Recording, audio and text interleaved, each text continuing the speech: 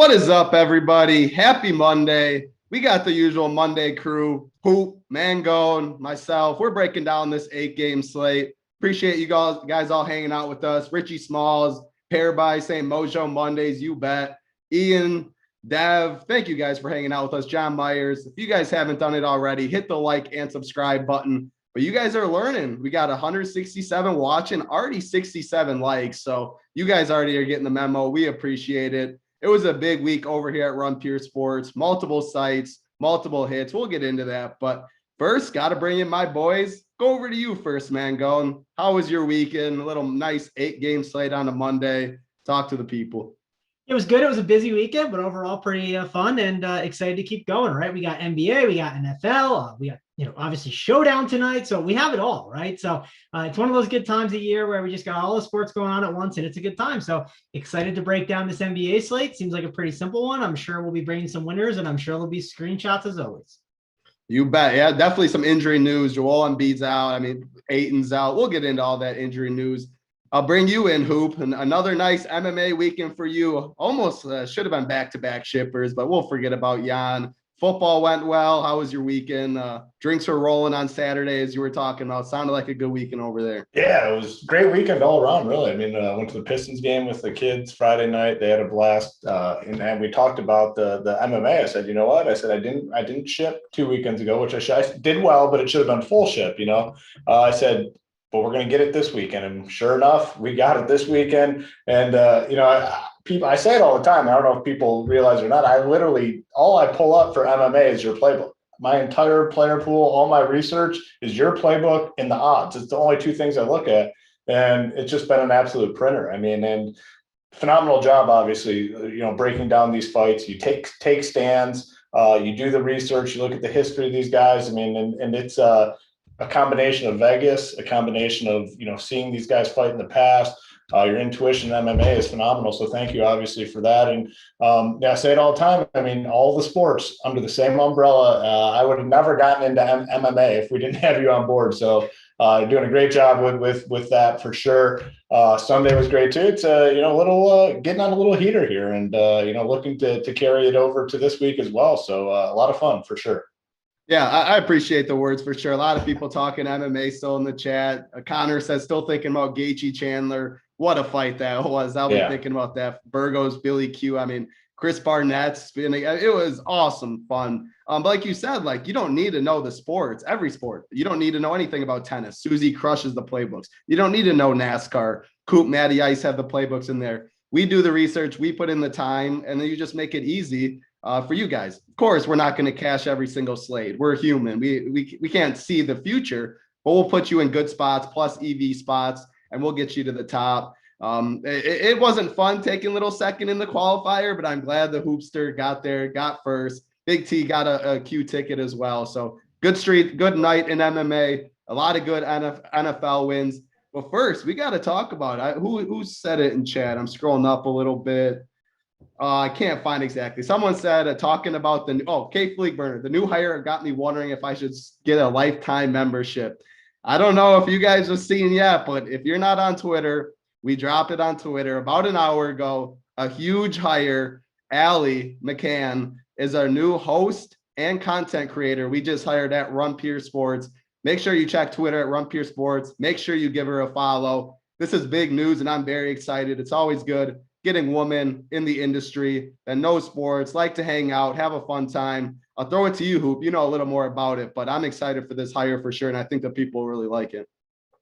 Yeah, we're always looking to grow our team and expand it in different ways. And obviously this is an industry that is very dominated by males. And, mostly guys are into fantasy sports. But, we have Susie obviously on our team as a female, and we wanted to add to our team and brought in Allie, and she's going to kind of host some shows. She's going to do some videos. Just kind of a very creative type role. She's going to take our content we really feel to the next level. So we're excited to bring her on board, and we're going to get her rolling this week. She's going to start producing content, producing videos. You're going to see more and more of her very quickly. So something to keep an eye out for. She'll have some free videos, obviously. She'll have some videos that are behind the paywall. So she's gonna be used in a lot of different ways here, and we're very excited to have her on board. And additionally, beyond that, we're gonna have another pretty big announcement, I think, this week. So something you definitely want to tune into on these free shows, because like I said, probably later this week, we're going to have a real big announcement that I think is a game changer for the Run Pure Sports community. Ooh, dropping a little knowledge. I don't even know about it yet. I'm very excited. Make sure I know you guys, most of you guys tune in every single day. We like to pick winners here. We like to have fun, talk and chat. We got Holden is the man. Holden is the man. He's been picking winners lately on the Wood Show. Holden's not going anywhere. I think he's up to lock tonight too. So everyone's still around, just adding more faces to the RPS crew, picking winners like you love to see. We got to get into this weekend though. The members never win segment. And man, like we were talking about, it is a big one. We're going to start with MMA, the Hoopster, 1,000 for his GPP lineup into $44,000. He had the $18,000 split in the big $555 tournament. Got a couple qualifiers. MMA, there's a lot of MMA screenshots too. It was a very good weekend. Congrats to you, Hoops, staying hot. College football, Big T ships $18,000. Big T it was one of the hardest workers and the hardest grinders in the industry. What he does every single weekend, and yeah, Big T and I mess around a lot, but I got to stroke him once in a while. He grinds every sport, college football, MMA, NASCAR, you name it, he does it. $18,000 for Big T. Congrats to you. Bill has absolutely been killing the college football content as well. Snyder, Mangone. NASCAR, we had a $2,700 hit. Randy, congrats to you. We had a hit in PGA. Trenton won $5,000. Another sport, NHL, Mike won $16,000. NBA, Slick DeRula, I know you're in here. You've been grinding for a while. $25,000 in NBA. What a hit. Congrats to you. NFL, Matt S., who's absolutely been crushing it. He's always in Discord talking sports too. $30,000 in NFL Showdown.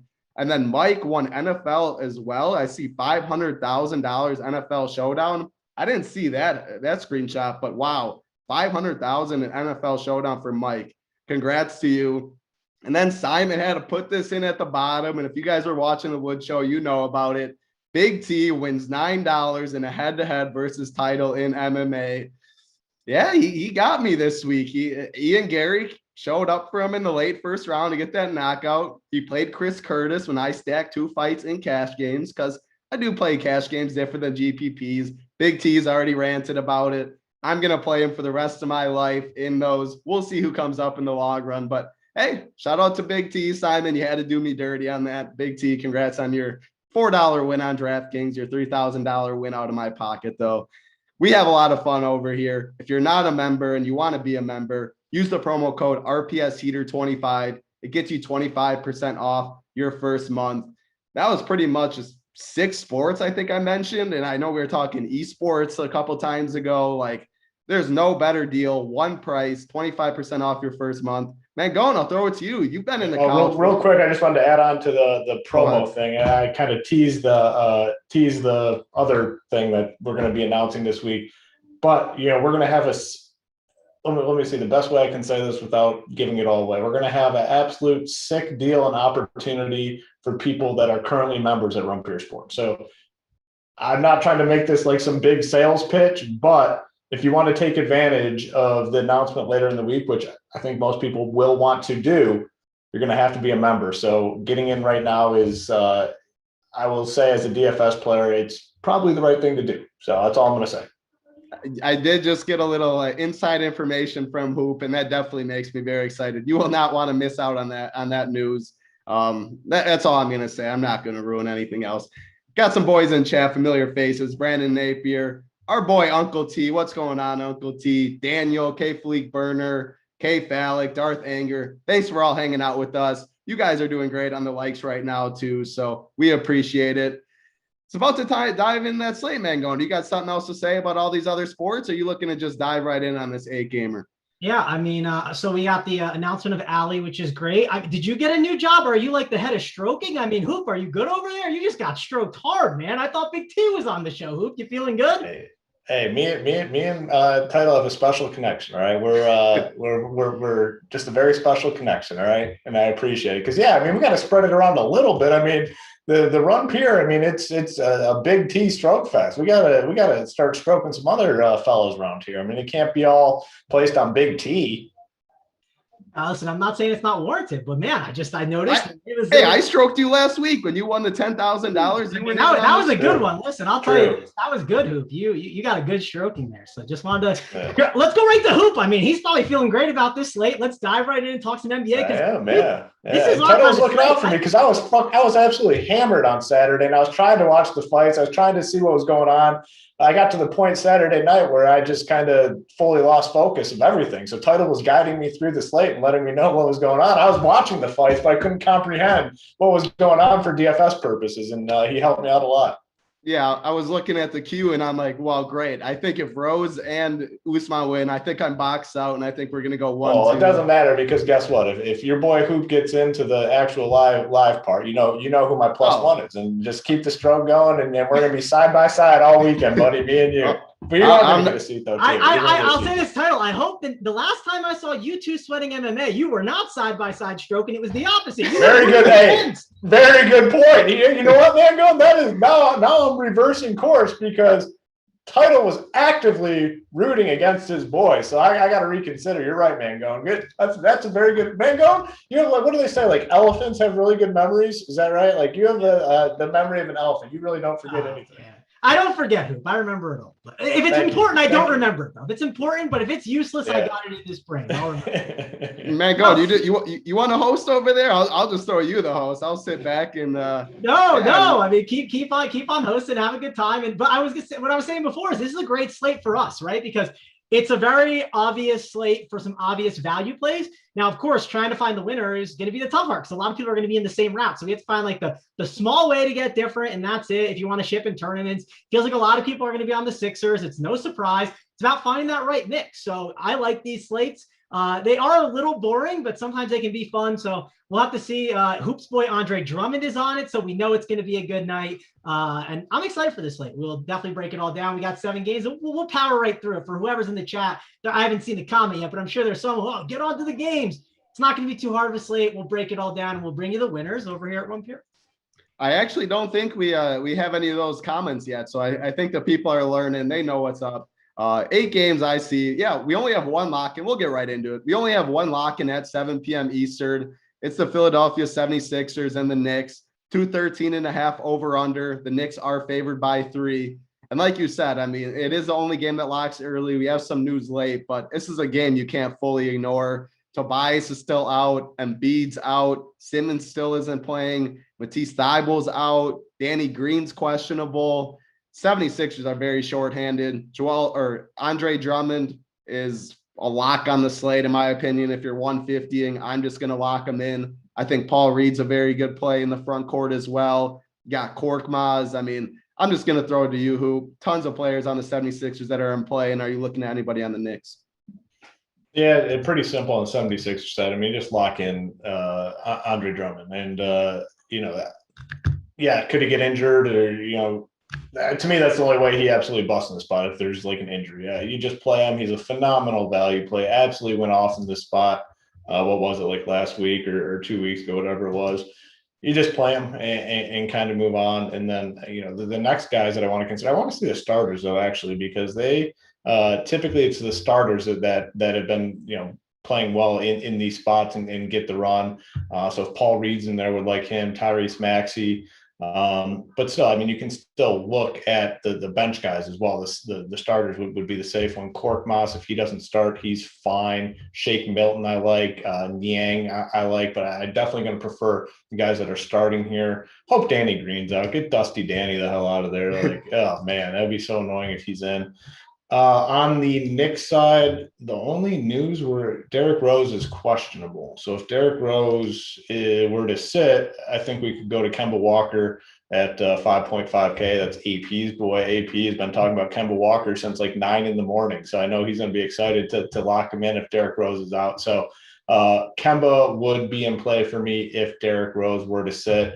And maybe a little Alec Burks too. 3.1K. I don't know if we necessarily need it on this slate, but if Rose is out, Burks should get 25-ish minutes and he'll be chucking. And, he always chucks when he's out there. So gotta love the 76ers. Andre Drummond's a lock. And then in terms of Knicks, it just kind of depends on the status of Derrick Rose. Is Paul Reed still shooting guard on FanDuel? Some Rods here said Paul Reed shooting guard. He's power forward center on DraftKings. Is he still shooting guard over there, Mangone? I don't have FanDuel pulled up. Sure right is. Yeah, just pulled it up. Yeah, he is. I believe, but he's kind of tough to roster at shooting guard on FanDuel, and the reason why is it's because if you look at the Sixers and pull them up, let's go to the FanDuel site, and you put shooting guard and Sixers. You can play Tyrese Maxey at 5'8". You can play Shake Milton at 5'6". You can play Seth Curry at 5'2". You can play Frontcourt at 4'7". Like, I just don't think Paul Reed makes the cut as much on FanDuel, even if he is starting. And he also is playing at the power forward spot next to Andre Drummond. Andre Drummond ain't letting him get any rebounds. Like, I just don't think Paul Reed is as good of a play on FanDuel. On DraftKings, where he is 3K, and also I mentioned all those guards are in their proper positions on DK, where then there's obviously a forward value that you can go to there in Paul Reed. But I don't think you want to play him on FanDuel. DK, he's in play, but I don't know if he's going to be one of the Sixers I prioritize. He's certainly not number one. Maybe at some point he gets in there. It depends on the raw points you're going to have to spend on. But I think overall, I'm not really high on Paul Reed. I think he's fine, and there's other Sixers I prefer. Yeah, I agree. If he starts at 3-3 on DraftKings, he has a dual position eligibility. Center is absolutely loaded today. Drummond obviously takes up one of the spots, but being power forward eligible definitely does help Paul Reed's case if he does start. There's one more key with Paul Reed on DK. If you pull up Philadelphia's pricing, Furkan Korkmaz is 4'9", Niang is 4'6", Seth Curry 5'8", Milton 5'2", and then Maxey 5'9". Those are still cheap price tags for those guys, but there is a very big difference between 5'8" and 3'3", also a different position. So there is a big enough gap between those guys on a site like DraftKings where it can matter. Also on FanDuel, we talk about it all the time. Sometimes it's not that hard to get into value, and there's enough value where I don't think you need to play Paul Reed. So Paul Reed definitely is way more valuable over on DraftKings. Yep, definitely. I will say, even so, on like DraftKings, the forward and center spots are very deep today. There's a lot. The best plays on the slate are at forward and center. So just wanted to add that in. Frontcourt's loaded. You lock in Drummond at center. You only have one other utility spot. I think it's a double center night. Power forward, Frank the Tank, Paul Reed. Like, we're gonna get to it, but very, very good points. Mangone, do you have anyone on the Knicks? And then what are your thoughts on a low owned, which I expect him to be, low owned Seth Curry? He's had big games this year. His range of outcomes definitely are wide, but he's put up 40. He shoots a lot. He can get hot. Talk about a pivot to a low-owned Seth Curry in tournaments. Talk about the Knicks, and then anything else you're looking at. Yeah, the first day that we kind of got Harris out of nowhere, I was on Curry even before the news, and everyone pivoted to Milton and Maxey. Even myself on my main team, I still didn't play Curry because I was very confused. I was like, I don't see him popping as much, and I still made sure to play him in my tournaments, and I kind of went overweight over there on my main tournament team. Make sure to have him on there, and he definitely treated me very well that day. I do think when you're in this situation right now, I think Seth Curry is one of the better guards to go to. Now, Shake Milton is in a different spot than he was in the past. Shake Milton is a high usage guy. He is not getting 20 minutes a game now. He is getting 34, 36. And now you have to make a decision at the guard spot. Are you prioritizing Curry? Is it Milton? Is it Maxey? Is it all three? Is it two of them? That's really the key, and that's the question. And in tournaments, knowing the ownership is going to matter, because I think that that's a really close call between them all. On DK specifically, Seth Curry's only shooting guard eligible. And with him only being shooting guard eligible, he might get a little under-owned because he does not have the flexibility to go to a point guard spot. So that's something that's definitely worth looking at. Same with Maxey. He's only point guard eligible, so maybe that gets his down compared to a guy like Shake Milton, who is cheaper than both those guys, and he's 5.2, and he's played really well. Not saying that you should not play Shake Milton. I think he's a really good play, but I think ownership-wise, you can see Shake Milton being the higher owned of the three. Korkmaz is at that small forward spot, and Niang, I think it depends who starts. I wouldn't be shocked if they randomly put Korkmaz off the bench. I still think I would consider playing him, even if he was off the bench, and I still think he's a good play and something that you want to consider there. And then Drummond's an absolute lock, right? Like every team that I make is coming preloaded with Andre Drummond in it. I don't care. And I think I don't care on FanDuel too, just because yes, he might be really high owned over on a site like FanDuel, but he is only 5.5K. I know you can only play one center over there, and on DK, you can play two centers, but I think he's just that good of a play. And then it's worth mentioning that on DK, your utility spot, you can only play center one other time. So other spend-up centers might get a little lower owned on this slate, where that could be a really good tournament play to play an Andre Drummond and then go all the way up top for another center on this slate. Yep, definitely very good points there.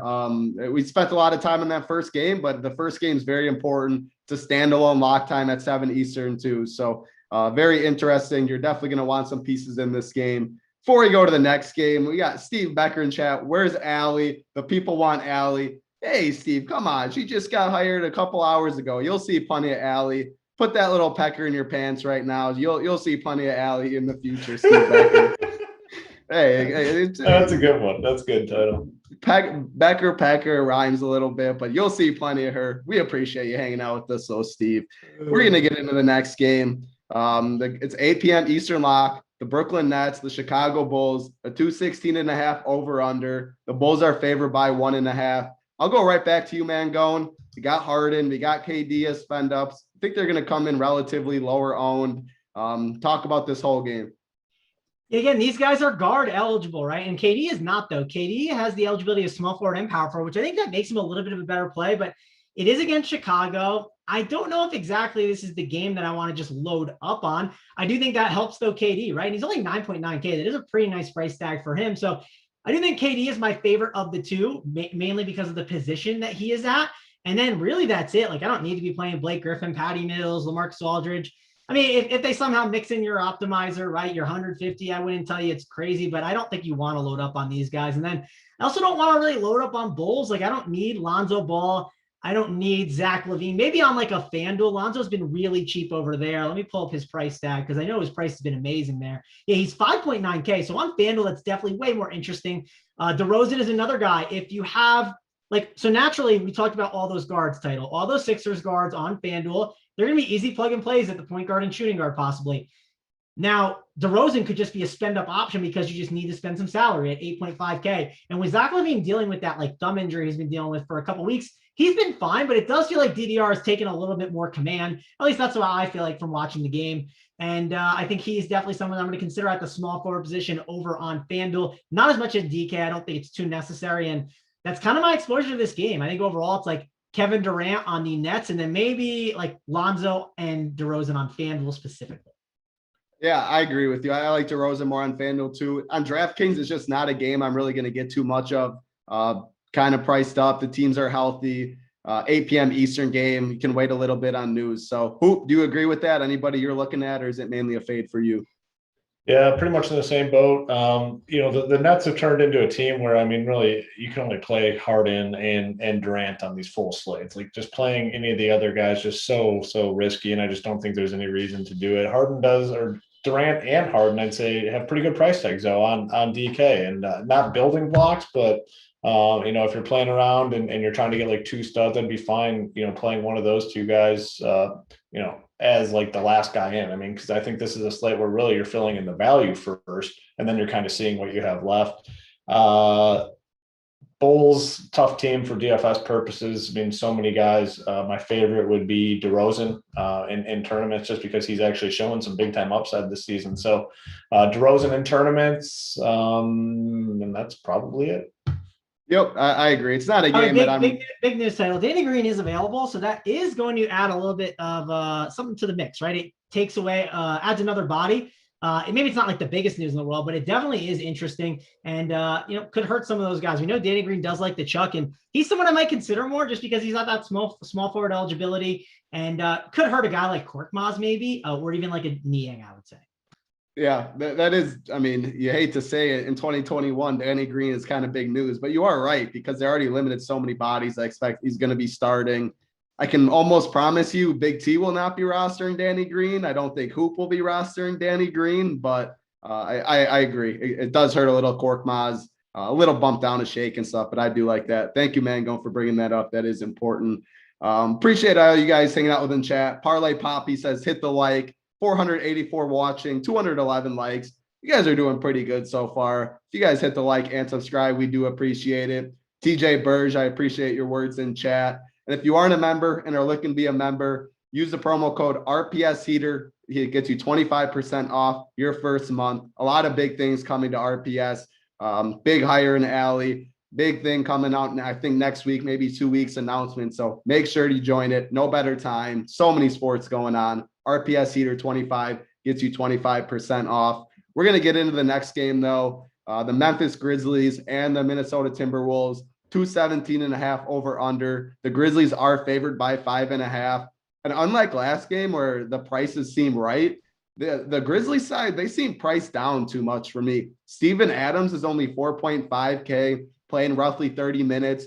Jaren Jackson's 5.8K. He showed a ceiling. Desmond Bane, 4.7. Kyle Anderson, 4.2. I even like Ja Morant at 9.1. He has a lot of upside at that price. I'll go over to you, who a lot of good prices, I think. Talk about this Grizzlies side and anybody on the Timberwolves. Yeah, I mean, that's the thing that stands out on the Grizzlies side. Because so you got Morant at 9.1. After Morant, I mean, the most expensive guy is Jaren Jackson at 5.8K. So you got 5.8K and below for the rest of the pieces for the Grizzlies. So I think definitely some great price point plays. Jaren Jackson, Adams, Melton, Bane. Kyle Anderson's a name that I just can't click on, though, but he's cheap at 4.2K. Good old slow-mo. Yeah, I mean, just super man. That's yeah, he's very slow.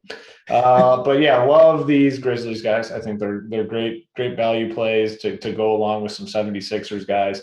On the Timberwolves side, kind of have to wait for the news here, really. I mean, we have D'Angelo Russell, he's questionable still. So if he's out, I mean, maybe we can go back to Patrick Beverley. He had a big game in there. I'm just trying to see if there's anything new from Russell yet. Just he's still questionable. So yeah, if he's in, I'm not playing anyone. If he's out, I'd maybe take a look at some of the secondary pieces. But the big thing here is obviously the cheap price tags on those Grizzlies guys outside of Morant. Yeah, good thing you brought up a D-Ross. If he is out, Patrick Beverley, 4.3, Malik Beasley, 4.6. I think they're in play, and they're at the guard position that is weaker than the front court. So you'll get that news. You're going to have positional flexibility since there's only one game that locks at 7. So we'll get that news. D-Russ is out. I think there's some elite plays. Go to you, Mangona. If D-Russ is out, do you have the interest in Beverly and Malik Beasley or anybody else? And then talk about these Memphis prices. I mean, they're definitely good plays. They're probably not as good as the Sixers ones, but hey, you can put Malik Beasley at the small forward position or forward, and hey, guard as well. So a lot of flexibility with a guy like Malik Beasley in your lineups. I do think that if you get Patrick Beverley, he's a good play, but he's not as good as some of those other guards. He is 4.8 though, so he's a little bit cheaper. I like Anthony Edwards as a nice spend up, small forward and shooting guard eligible on FanDuel. DK, let's see what he has. What's his price tag? He's 8K, but he's only guard, right? And it's only shooting guard, which is kind of frustrating. He has had the multi-position eligibility, and I got the price wrong. I was looking at the FanDuel one. It is Beasley's 4.6 and Beverly's 4.3, which 4.3 is a nice little drop off there. So in tournaments, it makes more sense. I think in cash games, you want to target those Sixers guards more, but definitely something to think about and look at some 2v2s off of maybe a Sixers guard to Patrick Beverley and maybe get a little upgrade that's worth it. I'm not sure. Depends on kind of your build and your roster construction. Who brought up great points with Ja Morant. He's definitely a guy that's a spend, but hey, he could have a nice ceiling. He could be a raw points guy on this slate. The problem is, again, he's a guard. That could be a bit of an issue on this slate. And then you have all these like cheap guys. Steven Adams, 4.5K at center. That's really cheap. Jaren Jackson at 5'8" definitely has a ceiling. And you have all these other guys that you can mix and match throughout your lineups like Bane, Melton, but it just doesn't feel like the right slate to prioritize it. If you wanted to maybe mix in one Memphis Grizzly on a bunch of your 150 lineups, I think that's a good way to approach it, but that's kind of it for me. I don't want to load up on too many guys from this game, but it's definitely not a game to ignore. Yep, definitely agree with you. D-Russ news, if you're playing, again, we always talk about DFS. Your laptop can't shut down right when the first game locks.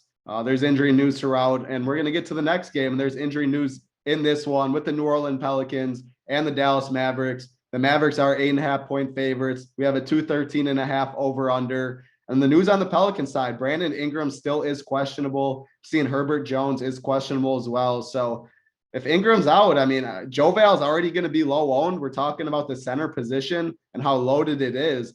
8.5K would get a usage bump. I don't see KP or Dwight Powell being able to slow him down. So I think Joe Val would be an interesting tournament play, double center there. That reduced ownership.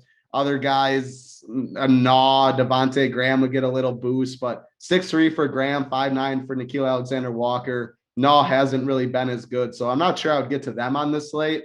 Hoop, I'll go to you. Talk about the Brandon Ingram news, if he's in, if he's out, and anybody on Dallas you're looking at. Talk about Luka as a spend up too, because I think that's interesting for raw points. Yeah, I mean, on the Pelican side, this game's an hour and a half after lock. I mean, will we have the Ingram news? I don't know. But these secondary pieces, I mean, they've just kind of been disappointing. Like you said, like, it's been phenomenal to start the season and kind of slow down. Same can be said for Devontae Graham. Josh Hart, I guess he would probably be my favorite outside of Valanciunas just because he's the cheapest. But Valanciunas would be the one. He'll probably come in low owned. Forward and center is absolutely loaded, like we've talked about a bunch.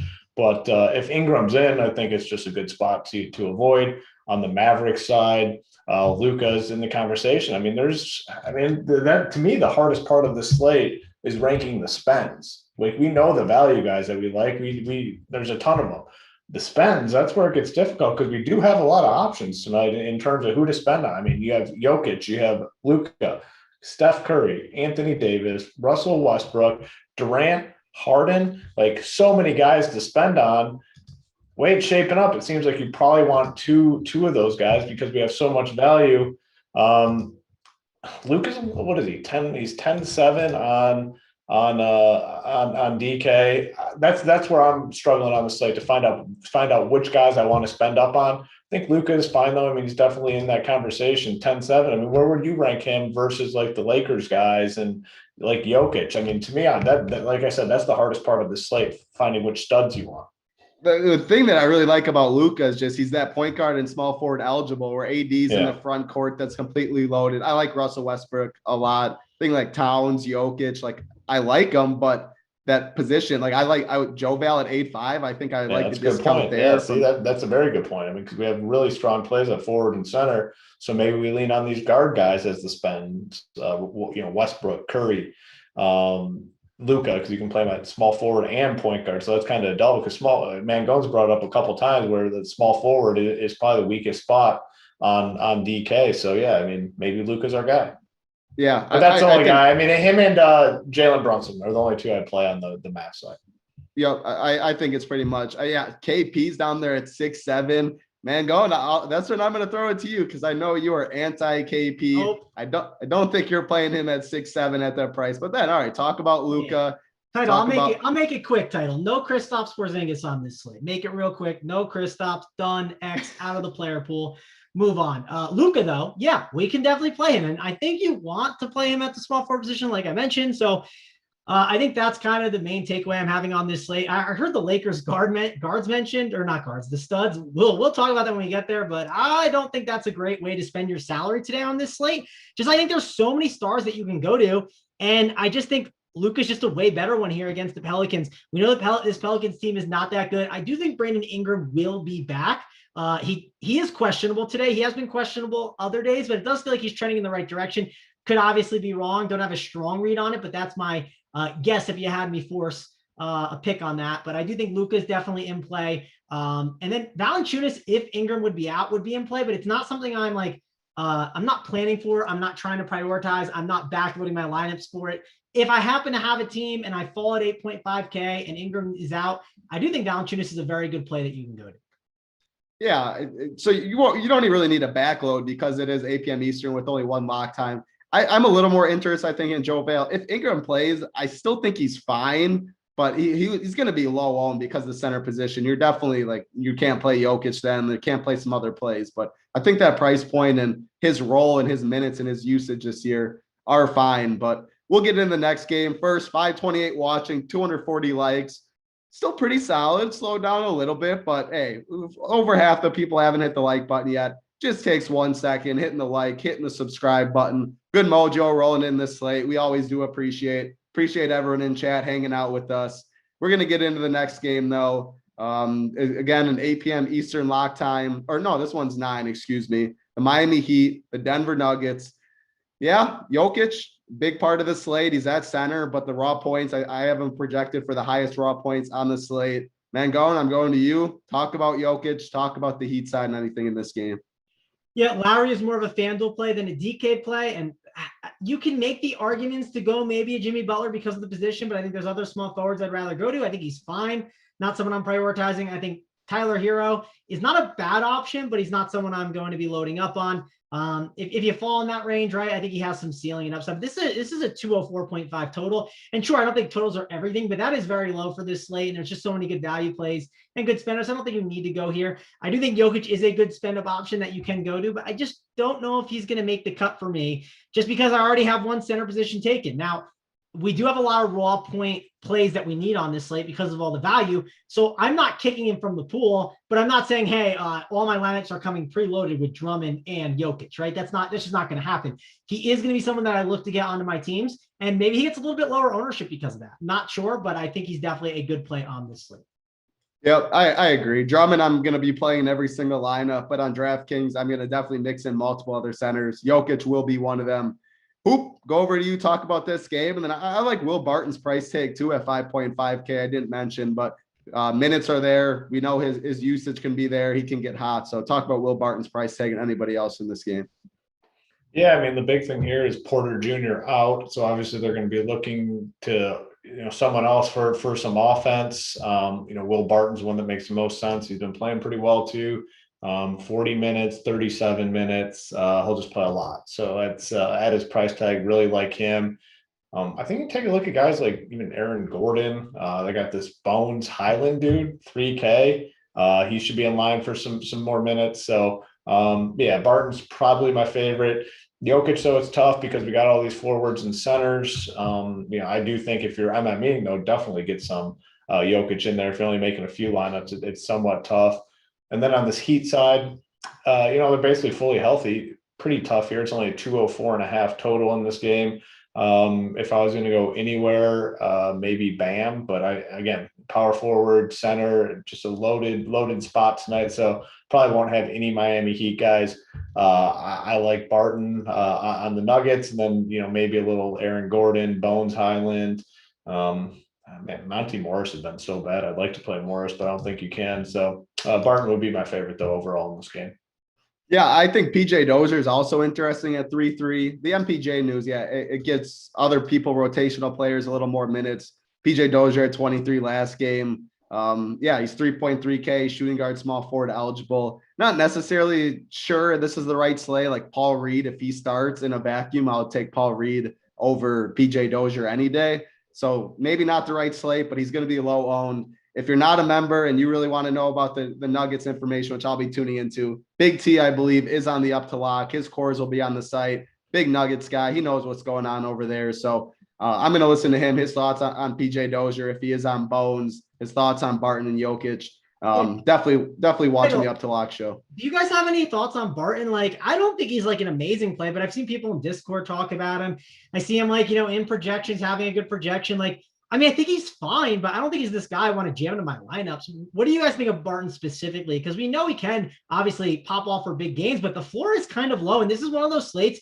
I think you have to think about the floor plays that you can play, that you might be playing, because that one play can sink your entire lineup. I'm a little higher. I'm pretty high on Barton. I think he's a good play. Look at the last two games: 21 shots, 19 shots, 40 minutes, 37 minutes. So if things are going right and this game stays close, he's going to play a lot. There's no way around it without Porter Jr. And he's going to shoot a lot. He's their second best option to score right now. You look at the guys in this starting lineup and just not all that impressive. Monte Morris has been down this year. So that would be the case for Barton. I like him quite a bit. Yeah. The thing I'm struggling, I guess I like these Sixers more. Maybe I don't know. I think he's fine. And that might be the decision. Do you play like Maxey and Shake Milton or Will Barton? To me, they're pretty similar, but I don't know. I think Barton's a pretty just safe play. He's going to play a lot of minutes and he's going to chuck.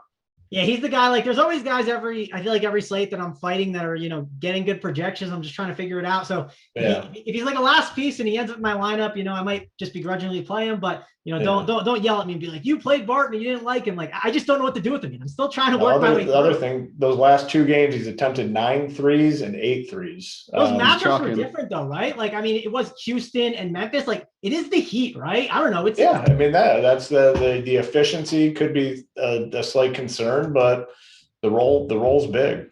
Yeah, it's definitely a good conversation to have. So good that we were able to talk about it. Hopefully help some people, figure out their thoughts on it too, because I'm definitely still trying to figure it out. Yeah, no, the matchup definitely is harder. I in NBA pretty much avoid matchups. I take minutes and usage in that, and I think it's known. I don't think he's the first person you plug in your lineup by any means, but at 5-5, yeah, it's definitely an interesting topic. What you do with the 76ers, if you're going to play a Shake, if you're going to play Danny Green and multiple people, you might not have the position eligibility for a Will Barton. You might not have the salary since he's not a 4K player. He's 5'5". So he's definitely interesting. I think Jokic is interesting as a spend up, maybe a PJ Dozier. As far as the Heat, though, I agree. I don't think we need to touch anybody on the Heat on DraftKings. We'll get into the next game, though. We got 3 games left. The one that locks at 10 p.m. Eastern, the Hawks and the Golden State Warriors, 222 over under. The Golden State's favored by 3.5. These last 3 games all have the highest over unders on the slate, all have very close spreads. So according to Vegas, you're going to want to target some people in this game. I know it's not a direct correlation, DFS and what Vegas says, but it's games that should stay close and have a higher tempo. I'm going to go over to you who talk about Steph Curry, talk about Jordan Poole, who was absolutely lighting it up yesterday. Otto Porter is not playing, so a little more minutes to go around. Talk about this game. Yeah, I mean, the Hawks, I'm gonna stay pretty consistent with the Hawks, I think, all season long. I mean, just not a very appealing team for DFS purposes. I think you need, I always talk about it like some teams you need an injury before you consider something. I think the Hawks, you seriously need like 2 key guys to be out before you can really consider playing these guys or a crazy price. So for me, I'm out on the Hawks. The only one I think I'd maybe make a case for would DeAndre Hunter is 4K. If you want to fill in what he's small forward eligible, if you want to fill in small forward, I guess you can make the case for him. But the overall message for me on most nights with the Hawks, most nights is I'm just going to be out on them, and it's a team I won't have much exposure to day in and day out. And then on the Warriors side, the recent results for them a little bit skewed. I mean, they've been involved in quite a few blowouts, I believe. They had the Thunder, Pelicans, Houston. I think they blew out all 3 of those teams 3 out of the last 4 games. So we haven't seen the full allotment of minutes for these guys. Steph, I think, is a great go right back to him type play. Jordan Poole, like you said, a lot of people super high on him coming into the season. Started out semi-slow. I wouldn't say like super slow, but he's picked it up lately. And I think he's a good play tonight at 5.8K. So Steph and Curry would be my favorites. Outside of that, Otto Porter out. He just doesn't have a big enough role to directly affect anyone else. I think kind of gets spread out a little bit his minutes to a bunch of guys. So likely just Steph and Poole for me in this game. Yeah, we got Shady Goat in chat said Gary Payton's been killing it. Yeah, I mean, you look at he's playing under 20 minutes. The blowouts definitely have a little something to do with it, but 3.4K, I'm not going to go there on the slate. I think he's going to be 1%, but 26, 31, 29 in the last 3 games. He's a Matisse Thybulle. His stocks, he's one of the best and one of the better on-ball defenders in the game. Gets it from his dad. Man, I know, and I don't think it's a Gary Payton day today, but it's worth mentioning 3-4, what he's done recently, as Shady mentioned. But talk about Poole. He's my favorite play in this game. Steph, I don't mind the 10-5, but like Ja at 9-1, I think the 1,400 goes a long way on the slate where I just prefer Ja. Can't argue with Steph ever, though. So talk about Poole, Steph, Gary Payton, anything in this game. Yeah, Steph is definitely a play that if you have the money to spend on, I won't tell you it's a bad idea. I think he's definitely in play. Poole, he's another one. I'm like, okay, he's fine, but like, I don't know. We just have a lot of really good guards in this slate. Do I want to use my roster spot on Jordan Poole today? I don't know. I just don't think I need to go there with him. I think he's fine. So that's it. That's really it for him. I don't really want to mess with the Hawks. I think the Hawks are definitely just a team you don't mess with right now. You just kind of look at them and you say, okay, I can't play any of them. Maybe you could play Trey if you think the ceiling's there, but I just think you're wasting your money right now. I don't think it's necessary. And then you did mention Gary Payton. I think it's the wrong slate. Wait for like one of these, like, I don't know, Thursday TNT days, right? Where we got like 4 games only. We need some value. That's kind of the right slate for it. I don't think this is the right one. Or the night slate title, right? You can do it on the 3-game night slate, of course, because yes, there is some value in that night slate, but there also are stars that you would want to spend on. So I think that could work there on the night slate. Yeah, that's a good point. Yeah, I don't think Gary Payton on this slate is where you want to do. If you're playing whatever, the $15, $20, whatever it is in the big one, yeah, I mean, he's shown upside in the past, but I agree. There's better value plays on the slate with some of the other injuries. Before we get to the next game, 562, 282. You guys are absolutely smashing it. 300 should be very attainable.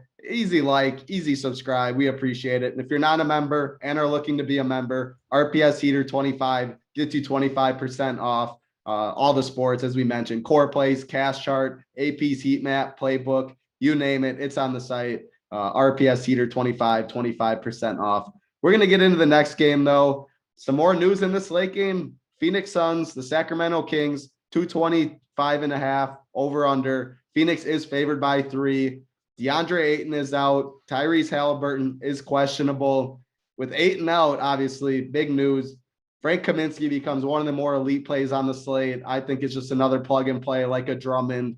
That's why we're talking about the front court being so good. JaVale McGee is another very strong play. If Halliburton's out, De'Aaron Fox gets a bump. Buddy Hield gets a bump. Rashawn Holmes has had some big games lately. So a lot of good pieces, I think, in this, man. Going, break it down for us. Yeah, I agree with you on the Frank Kaminsky stuff. I think he's a really good play.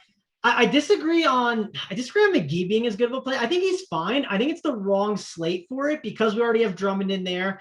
I also think it's because we have other value plays that are really good on this slate. And I don't love JaVale McGee's ceiling, right? I mean, he just doesn't get enough minutes for it to get there. It feels like he's better on some of these other slates where there's less games and like you're really struggling for some value.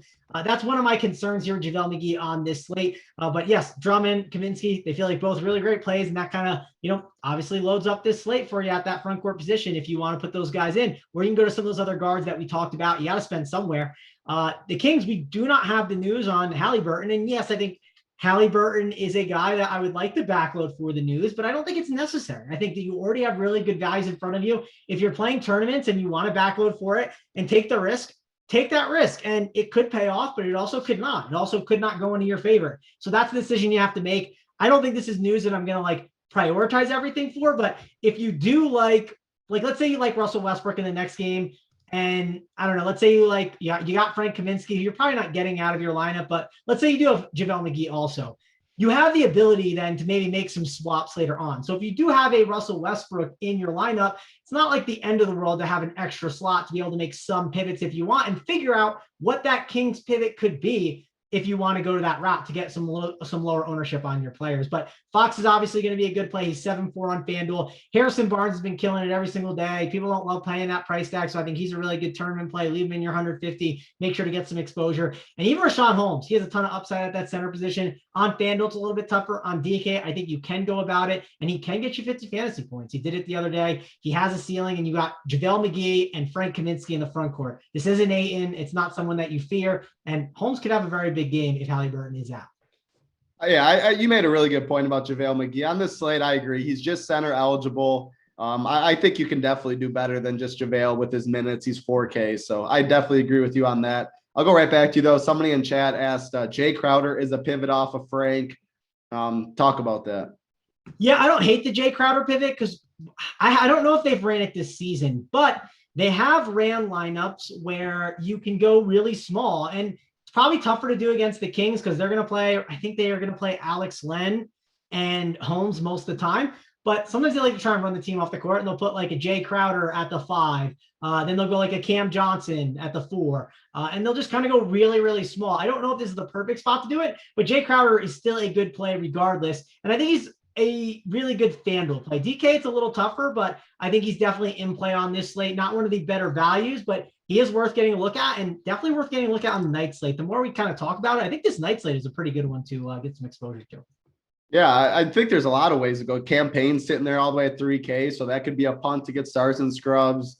It's definitely interesting. And I agree with you talking about the Halliburton, where I'm not going to backload my lineups just for this Halliburton news. Like Brandon Ingram news is way bigger. We'll get that. D Russ's news is bigger. We'll get that. So I'm definitely agree with you there. And then we got Matt P and Chad said, who do you like, man? Go. It seems like you have a good idea where you're going tonight.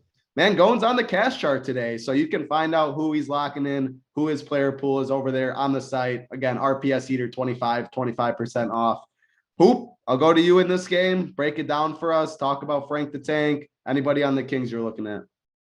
Yeah, Frank the Tank, obviously one of the better value plays on the slate, just been crushing when Ayton's out. Again, forward, center, loaded up. In terms of JaVale McGee, for me, a lot depends on if we have Paul Reed. If Paul Reed's in that starting lineup and we can play Paul Reed for 3.3K, you probably don't need to look to McGee. Now, if we lose Paul Reed, if he comes off the bench, I think there's a little more risk with him. I think you can start to look at guys like McGee a little bit more if Paul Reed does not start. But he's not a guy that's going to play 30 minutes. He's got to get it done in about 20 to 22 minutes, and he's very capable of doing that. We've seen McGee do it many, many times over the years. So, playing him kind of depends on what happens with the Paul Reed situation. Guys like Booker, Chris Paul, just a little bit too expensive for me on this slate. Like if I'm going to play those guys, I'm just going up to that next tier. I'm going to the Kevin Durant's. I'm going to Harden. I'm going to Luka, who we talked about. On the Kings side, agree with what you guys said. I mean, the Halliburton situation is just not worth, building your lineups waiting for that news. It's just we already have injury news. We have Embiid out. We get other news before we get this news, most likely. And it's really, even if Halliburton sits, like there's no super clear like I have to have this guy type play. Yes, Fox gets a boost. Yes, Buddy Hield gets a boost. Yes, Davion Mitchell gets a boost. But on the slate, I don't think it's enough to call any of those guys like must plays. Now, if Hield's in there and starting, yeah, I mean, he's probably going to end up being a real good play. If Davion Mitchell somehow draws a start, like, yeah, he's going to be a good play. See what you have at that point. See if you can make some pivots. I'm not building teams based around waiting on that news. But without the news, it's kind of hard to really go to any of these guys. Holmes has been playing really well. He's had some monster games. Yesterday a little stinker. I mean, probably good like tournament plays, had some big games and some stinkers. But yeah, really, I'm not getting to many Kings guys. Without the Halliburton news, and I'm not building my teams waiting for it either. Yeah, I don't think. Yeah, we're not built waiting for the news, the Halliburton for the lineups. I don't think you guys should too. If you're on Russell Westbrook and other people in this late game, and you have pivots, and he is ruled out, and just say you're way behind, and it doesn't look like the Kings are going to be jammed in cash and in tournaments, they're still going to be lower owned. I wouldn't mind pivoting to a Kings onslaught and something like that to try and catch up. And then you already get the boost of Halliburton out, but wouldn't build it that way. As far as Frank the Tank, the last thing I want to add, he's power forward and center eligible. I'm going to be playing him in the power forward spot with Drummond taking up one of the center spots, with so many other good centers on the slate that I want to have pieces and flexibility for. I'm going to play Frank in the power forward spot. I think that's what you guys should too. Save the util spot for someone else that you want to play at center, even if you want to play guards. I think Kaminsky is a better play at power forward. We'll get into the next game, though. It's the last game on the slate. Looking at the likes, you guys absolutely crushed it already. We appreciate it. Won't have to remind you guys anymore. If you haven't hit it and you want to hit it, we appreciate it. If not, and you're just here for the free winners, well, we don't appreciate it as much, but we appreciate you guys hanging out in your company. The last game on the slate, the Charlotte Hornets, the Lakers. The Lakers are favored by 3, a 227.5 over under. I'm going to go to you, Mango. LaMelo Ball's talking a little bit about why coach should have been putting me in ahead of time, and that's a problem in the fourth quarter. And yeah, I don't know why LaMelo Ball's not in earlier in the fourth quarter when they're getting big run against them. I agree. Does the coach change? Are you going to go to LaMelo today? You talked about not really liking these Lakers spend ups. So how are you approaching this game?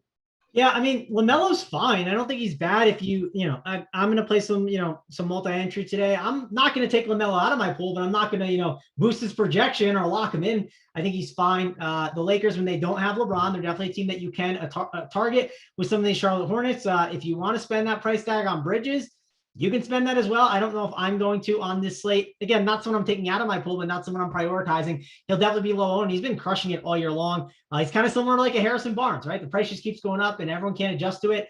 He got 40 yesterday at 8.4K. And again, small forward. I don't know. It's a spot I don't mind spending up a little bit at. So I think that Bridges could be a good tournament play. On the Lakers side, man, let's do this. Hoop. You'll love this exercise. Let's pull up the game logs, right? Pull up the game logs on Russell Westbrook. I talked about guard being kind of deep. When have you played Russell Westbrook recently and been like, you know what, Hoop? Like, it's been a great game for you, especially on a slate where you're looking for raw points. And sure, Russell Westbrook can get you raw points, but there's other guys. It's not like we don't have any stars on this slate. So Hoop, when have you been pleased with Russell Westbrook?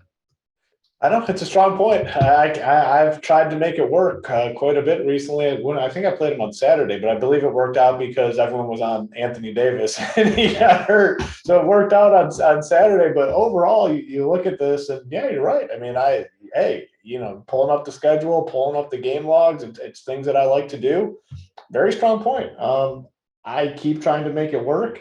Tonight, you can probably get away from it, though, like you said, because we do have Luka right there. Now on FanDuel, the price tag I think is kind of tough to avoid. What is he like 9.4K right on FanDuel? Yeah, 9.4, but worth mentioning, you do not get triple double bonuses. You do not you get -1, right? You don't get -0.5 for those turnovers, which can add up a ton, especially in a game against the Hornets.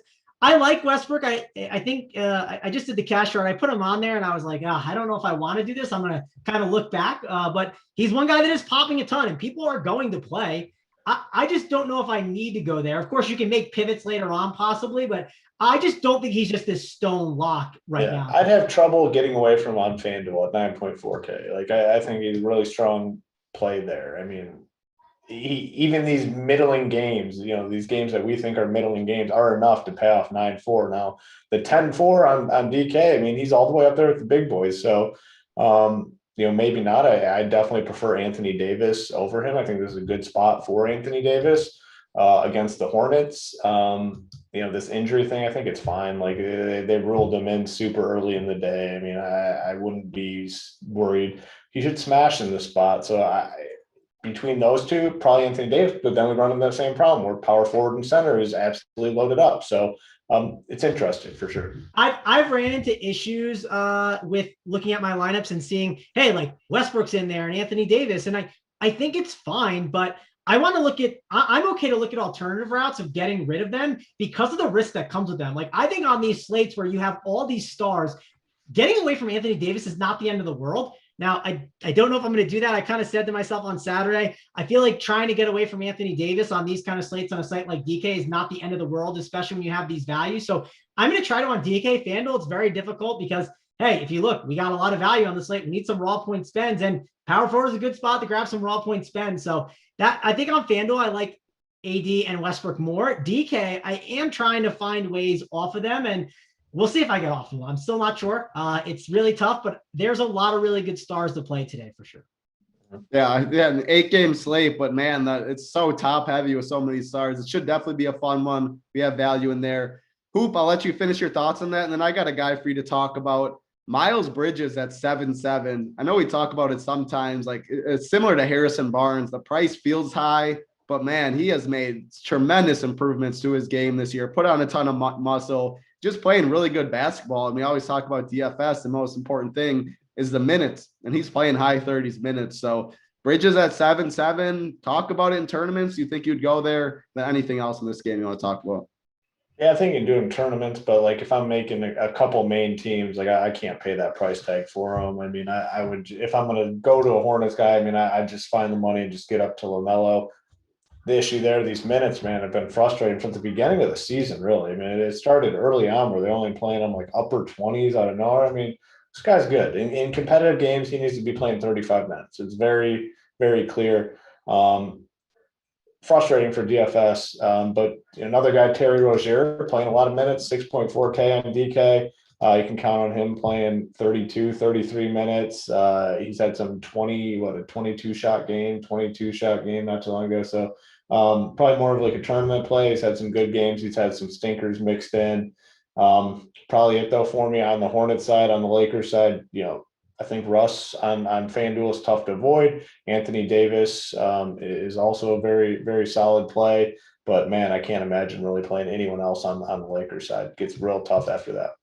Yeah, Terry Rozier, too. His price is better on FanDuel. He's 5'3" over there. I think that's strong. Of course, looking at it, I played him on his 16-point game and his 14-point game, and I faded him on his 34-point game. So that's usually how it goes. Haven't got Terry Rozier right, but that 5.3 price tag is really good. It's about that time. 612, 330 likes. You guys absolutely crush it as always. We appreciate hanging out with us, but it is time for the plays of the day. Mangone, gonna go over to you. Who do you got for us? Yeah, I think small forward is one of the weaker positions today.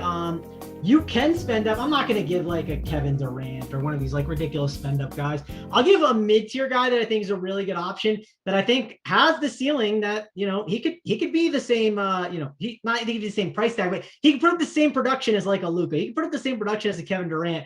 It sounds crazy, but it's Harrison Barnes, especially if there's no Halliburton in that front court. You got Chris Paul, who's defending a guy like De'Aaron Fox. I know matchups aren't everything, but it's definitely not the easiest one. So you could see a lot of usage funneled over to Harrison Barnes. Let's say Harrison Barnes drops 50 fantasy points tonight, title. Let's think a little ambitiously. He's 7.4K. We'll get him up to 50 fantasy points. I like it for sure. He'll be low owned. I like that call. I'll go to myself with the SO play of the day. I'm going to go right back. I went back to him yesterday. He treated me well. My boy, Jordan Poole, 5.8K. His usage has absolutely been there. 28, 23, 28, 20, 27. I could keep going on and on. The shot attempts have been double digits every game except one, and that one was 9. The guy can flat out score. The teammates like him. Steph likes him. Draymond likes him. He's going to be chucking. I think 5.8K. He has a floor built in. I think he has a lot of upside at that price. So give me Jordan Poole as the SO play of the day. We're going to go over to Hoop to cap it off for us. The Rich Parents play of the day. Stay hot for the people. Who do you got for us? Yeah, Jordan Poole was in consideration, actually. I was thinking about going Poole. I'm going to go with a play that's not a hoop type play, right? And I'll explain it. We're going to go to the Nuggets, and it's not going to be Barton. It's not going to be Jokic. I'm going to go Aaron Gordon. I mean, it's a risky play. It's very low owned. No one's going to be on him. So if you're MMEing only a little bit to get way over the field, if this game stays close, someone besides Jokic on the Nuggets side will need to step up. Barton will get the ownership, but Aaron Gordon's a good player, and obviously different role here in Denver. I think he still has it. So Aaron Gordon, Rich Parents play of the day, not like a core play, not like a lock button play, but sprinkle in some Aaron Gordon. You can get way over the field. So Aaron Gordon's the Rich Parents play of the day. Yep, these play out. Sometimes they get a little chalkier, sometimes really low owned. It's a tournament play. Aaron Gordon, Harrison Barnes, Jordan Poole, get him in your lineups, can get you up to the top. Izzy, title, how's the Jordan era looking? Come on, Izzy. You don't need to bring this negative mojo in there. Yeah. I'm going to be taking in all the Aaron Rodgers I can take in. That was a hurtful game. This is a basketball show. I don't even want to think about that. But talk football real quick. Actually, I was just reminded because I don't know if you guys saw, but I was literally like laughed off the stage yesterday. When we got to the plays of the day. Hunter Renfrow was Hoop's play of the day, and then Big T literally told me it wasn't allowed. He's like, "That's just a terrible play. You can't say Hunter Renfrow. Find something else." Him and Holden were like laughing me off the show. Stuck with it, and if you played Renfrow yesterday with our other guys, you probably had a pretty damn good day. So F Big T for making fun of my play of the day yesterday. Got us home and won us some cheese. Like I said, when Cooper Kupp's not on the slate, you play the Dollar Tree version. Hunter Renfrow, hey, he can ball, that's for sure. He knows how to play football very well. He got there. Justin Jefferson caught the long one too. So you guys aren't watching the Hardwood show. I don't know what you guys are doing, but I expect you guys are since you're watching this. We appreciate you guys all hanging out for us. It was a very fun show. If you're not a member and you're looking to be a member, RPS Heater 25 gets you 25% off your first month. We'll be back all week, though, per usual. Thank you guys for hanging out with us. Good luck on this 8-game slate. for Mangone, Hoop, myself, Titletown. Good luck, everybody.